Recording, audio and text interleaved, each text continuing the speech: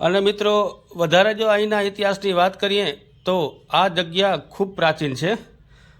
એક લોકવાયકા પ્રમાણે અહીંયા આશરે 108 ગરમ પાણીના કુંડ આવેલા છે, જેમાંના આ 4 કુંડ છે એ અત્યંત ગરમ છે।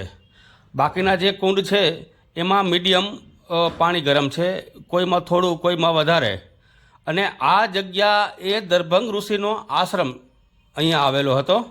અને એમ કહેવાય છે લોકવાયકા પ્રમાણે કે 5 પાંડવો જ્યારે વનવાસ હતા ત્યારે આ જગ્યા ઉપર આવ્યા હતા અને અહીંયા એ રોકાણા હતા। અહીંયા જ ભીમની ચોરી આવેલી છે। લોકવાયકા પ્રમાણે અહીંયા જ ભીમના હેડંબા હારે લગ્ન થયા હતા। આ જગ્યા આવેલી છે ગોધરાથી આશરે 15 કિલોમીટર દૂર ટુવા ગામમાં। આ ટુવા ગામ છે જે આવેલું છે ગોધરા ગાંધીનગરથી જે ગોધરા હાઈવે જાય છે, ઇન્દોર નેશનલ હાઈવે, એ ઉપર ફાટક રેલવે ક્રોસની એકદમ નજીક આશરે ગોધરાથી 15 કિલોમીટર દૂર આ ટુવા ગામમાં 108 જેટલા કુંડ આવેલા છે। અને લોકવાયકા પ્રમાણે આ કુંડમાં સ્નાન કરવાથી ચર્મરોગ એટલે કે ચામડીના કોઈ પણ રોગ હોય એ અહીંયા દૂર થાય છે। આ કુંડની પાછળના ભાગમાં દર્ભંગ ઋષિનો આશ્રમ છે અને ત્યાં જ ભીમની ચોરી અને મહાદેવજીનું મંદિર આવેલું છે। અહીંયા જ દર્ભંગ ઋષિનો આશ્રમ હતો।